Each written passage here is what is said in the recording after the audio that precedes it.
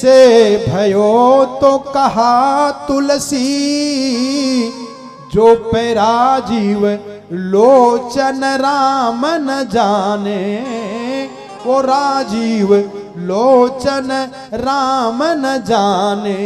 एक बात बता दूं, ये 5 पक्षी जो बैठे हैं वो कौन कौन हैं? वही हैं। कौन? पहला चातक, प्रतीक है प्यारे, संकेत है। चातक बन करके पुष्प वाटिका में भगवती और भगवान का दर्शन करें। कौन?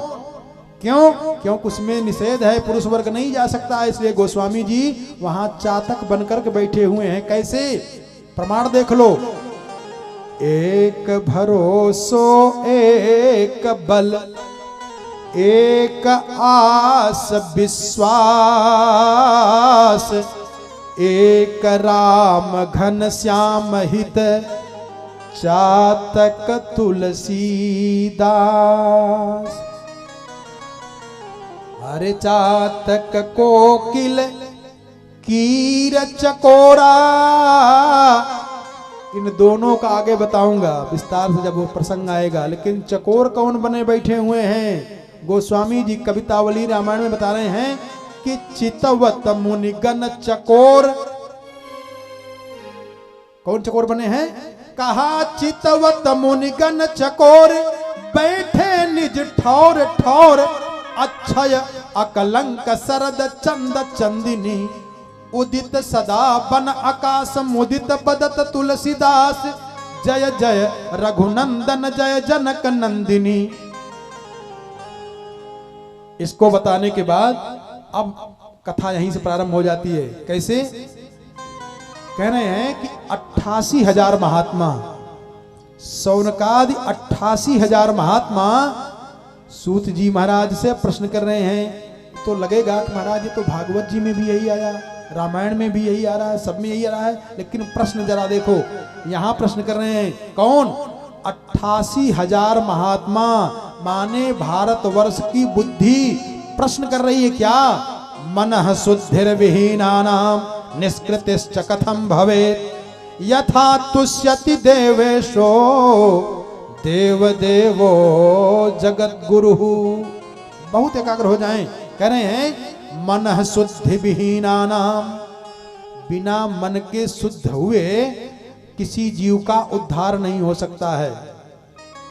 और कहा पहला प्रश्न, मन शुद्ध कैसे हो जाए? क्योंकि बिना मन शुद्ध हुए उद्धार नहीं हो सकता है। और दूसरा प्रश्न क्या है कि यथा तुष्यति देवेशो देव देवो जगत गुरु,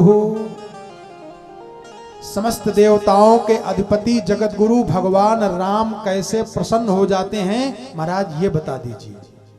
देखो और जगहों पर आपको केवल ये विधि बताई जाएगी, जैसे रामचरितमानस में भी विधि बताई गई है, उसमें भी बताए हैं क्या?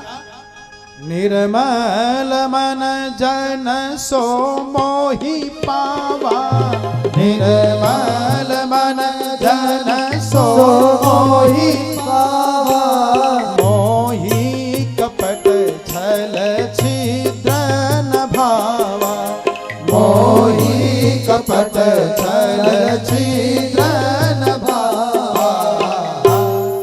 क्या बताए? कहा मन निर्मल हो जाए। लेकिन कैसे मन निर्मल हो यह विधि कोई नहीं बता रहा है। मन निर्मल हो जाए, कपट छल छूट जाए, भगवान मिल जाएंगे।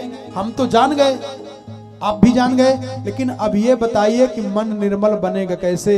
ये प्रश्न कर रहे हैं। महाराज हमने और पुराणों में और कथाओं में सुना है कि बिना मन शुद्ध हुए उद्धार नहीं होता है, जीव की सदगति नहीं होती है। लेकिन गुरुदेव प्रश्न अब हमारा ये है कि मन शुद्ध कैसे हो जाए, मन निर्मल कैसे हो जाए? ये पहला प्रश्न है। हमारा मन विशुद्ध कैसे हो जाए, शुद्ध कैसे हो जाए? कृपा करके हमको ये बताइए। और यथा तुष्यति देवेशो देव देवो जगत गुरु, और मन शुद्ध कैसे हो जाए? पहला प्रश्न। और दूसरा प्रश्न ये है कि कैसे समस्त देवताओं के जो अधिपति हैं भगवान राम, ये कैसे प्रसन्न हो जाएं?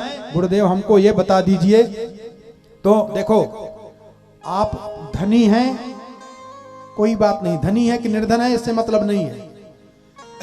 आप बहुत बड़े धर्मात्मा हैं, पापात्मा हैं, कोई बात नहीं है।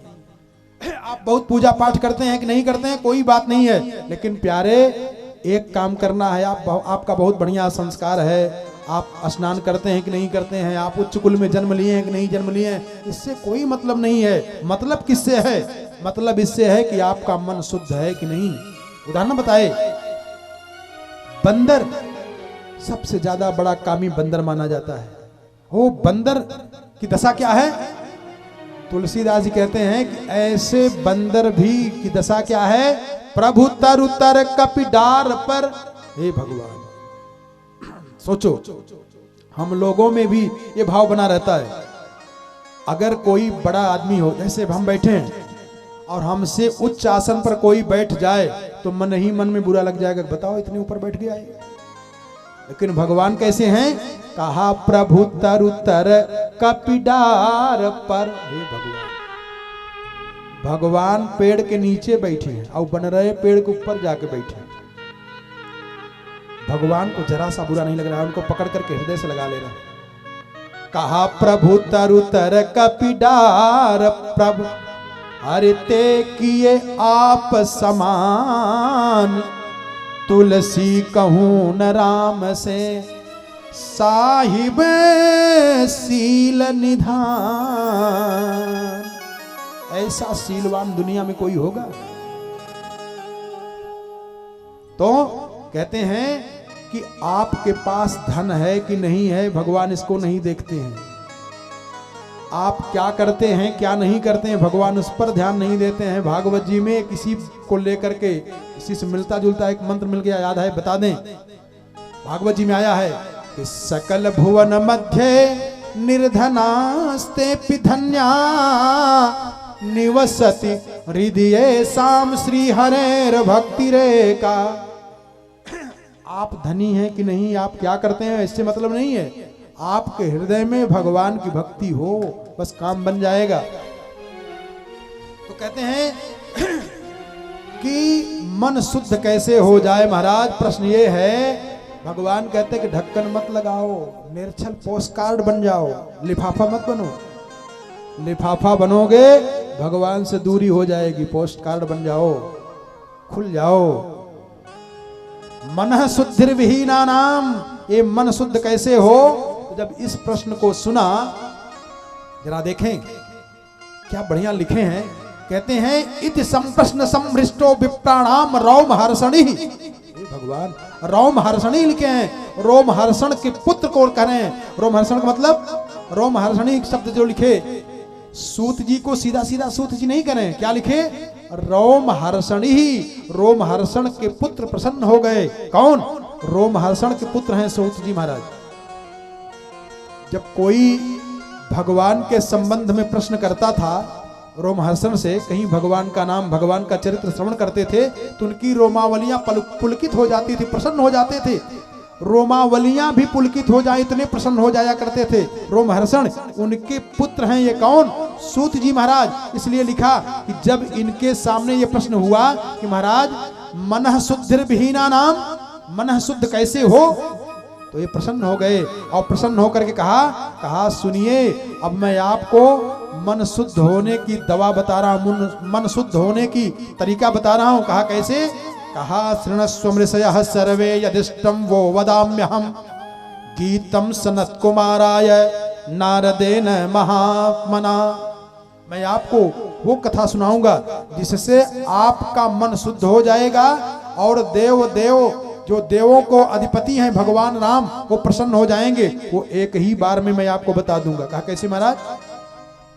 कहा सुनिए। कहा सनत कुमार और नारद जी का संगम हुआ। नारद जी ने सनत कुमार आदि महात्माओं को कथा सुनाई, मन प्रसन्न हो गया।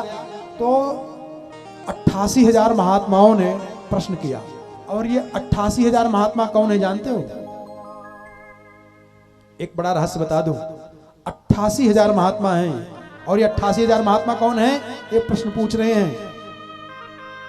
देखो, नवरात्र का अगर ये अवसर न होता तो इस रहस्य को अभी तक बहुत कम जगह बताए हैं, कम लोग जानते हैं कि 88,000 महात्मा कौन है जो प्रश्न कर रहे हैं। जिनके प्रतिनिधि बनकर के सौनक जी महाराज प्रश्न पूछ रहे हैं। ये 88,000 महात्माओं का प्रसंग आता है बार बार। एक कथा ऐसी है कि भगवान शिव का पार्वती जी के साथ में विवाह हो रहा था, तो ब्रह्मा जी पंडित बन करके विवाह करा रहे थे, और भगवती अम्बा पराम्बा त्रिपुर सुंदरी राजराजेश्वरी जब पार्वती जी का दर्शन किया ब्रह्मा जी, तो ब्रह्मा जी का जो तेज है स्खलित हो गया। ब्रह्मा जी अपने आप को नहीं संभाल पाए, और ब्रह्मा जी का वही तेज जब स्खलित हुआ है, भगवान शिव का ध्यान किया, हे नाथ बचा लीजिए। लेकिन भगवती अम्बा पराम्बा त्रिपुर सुंदरी राजराजेश्वरी इतनी सुंदर है कि ब्रह्मा जी भी अपने तेज को संभाल नहीं पाए, और उनके तेज जब गिरा उसी को बालू में ढके, और उसी के द्वारा 88,000 महात्मा पैदा हुए। वो ब्रह्मा जी के 88,000 जो पुत्र हैं भगवान शिव के ध्यान करने के बाद, उनका ये प्रश्न है प्यारे, ये साधारण मानव का प्रश्न नहीं है। ऐसा कोई प्रश्न कर ले मन शुद्ध कैसे हो जाए, ये कोई साधारण लोग समझ पाएगा? वहां तक वो सोच नहीं सकता है। तब वो 88,000 महात्माओं ने प्रश्न किया कि महाराज ये जो आप बता रहे हैं कि गीतम सनत कुमाराय नारदेन महात्मना, नारद जी ने गीत गाई और सनत कुमार, सनक, सनंदन, सनत कुमार, इन लोगों ने उसको श्रवण किया, तो महाराज उसी से मन शुद्ध हो गया। तो कहा कि एक शंका तो और पैदा हो गई। कहा क्या?